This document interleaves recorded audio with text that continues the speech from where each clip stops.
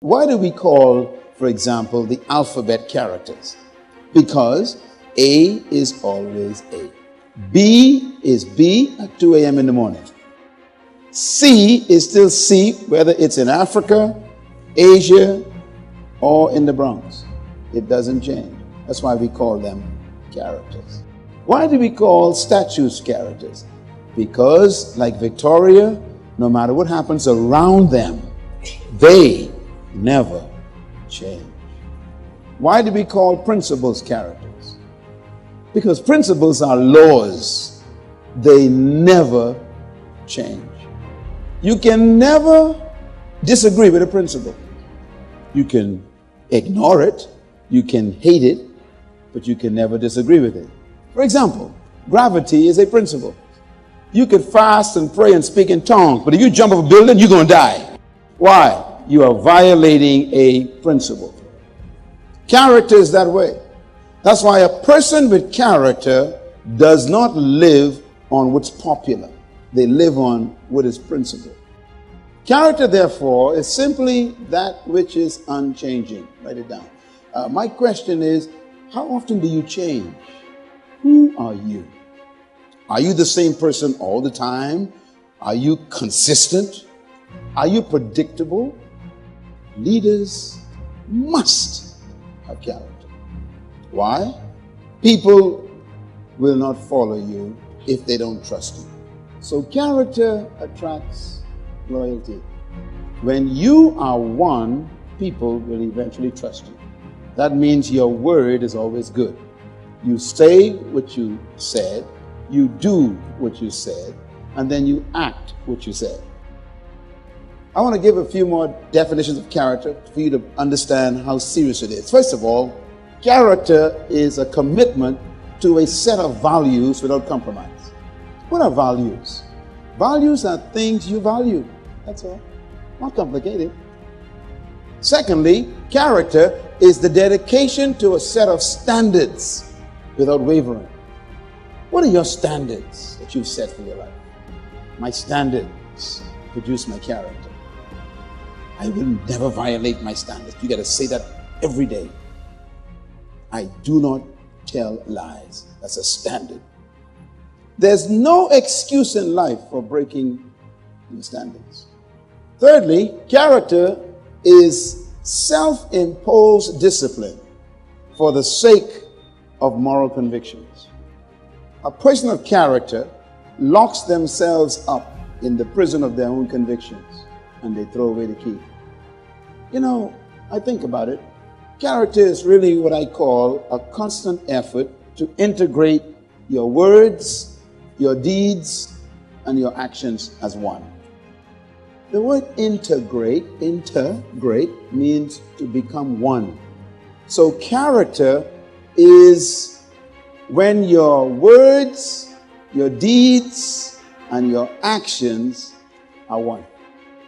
A person without character will say one thing, do another, and promise something else. So you never know who you're talking to when you're talking to them. No character. Now here's a surprise. Number 5. Character is sacrifice for principles. So character means you are willing to sacrifice friendship to protect your principles. You are willing to lose your best friend in order to keep your principles. The foundation for trust is integrity. Your very life of discipline creates trust. People trust a person who they perceive to be disciplined. Discipline comes from vision. A man or woman without a clear vision for their lives lives a very loose life. But a man with a vision, they live a very narrow life.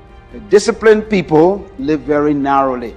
When a man or woman has a vision, their life becomes very, very tight. Why? Because vision simplifies life. What do I mean by this? When you capture a vision, it simplifies everything. Because vision controls all of your choices after that. Once you know where you're going, you also automatically know what roads won't take you there. If you know what to do, you automatically know what you shouldn't do. Vision defines your what to do in life. Because vision gives you your address, your permanent address. It shows you your destination, where we get our word destiny from. Your destiny dictates your decisions. You were not born to do everything.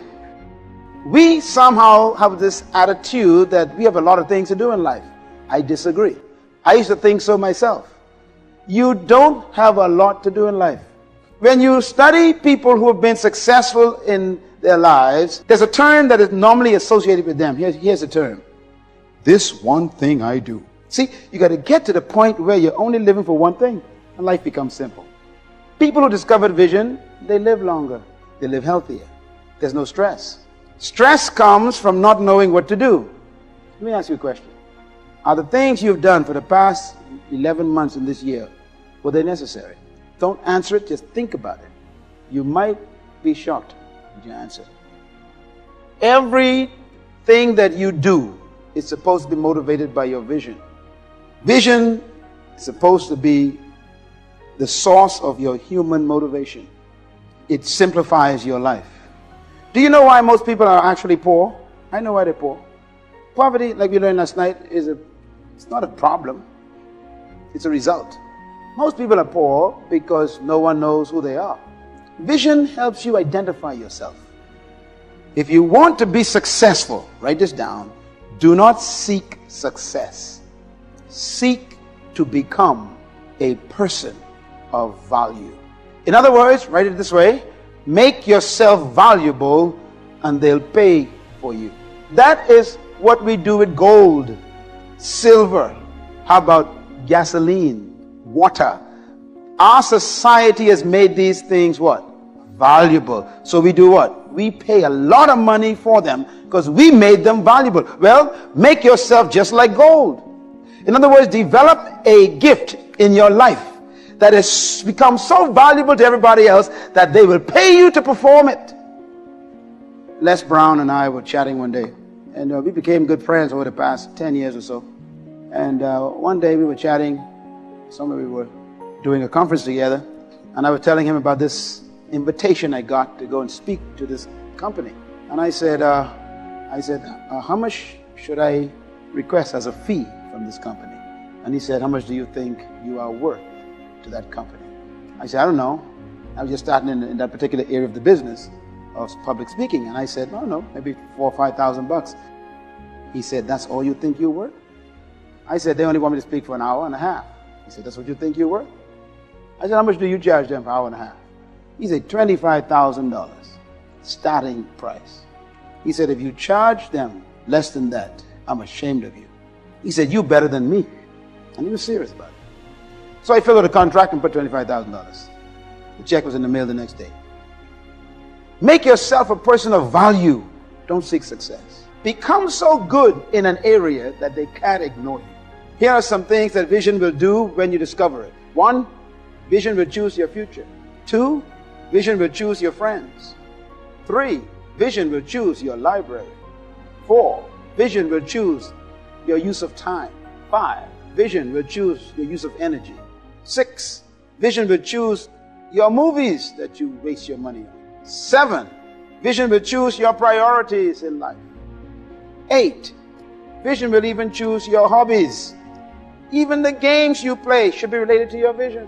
Your vision is the thoughts that won't leave you. Your vision is the dream that keeps coming back for 30, 40 years. It started when you were 10. Your vision is the desire for you to do something that keeps coming back. It's your deepest desire. I'm not talking about desire for house and car. I'm talking about the desire to change a situation in your world.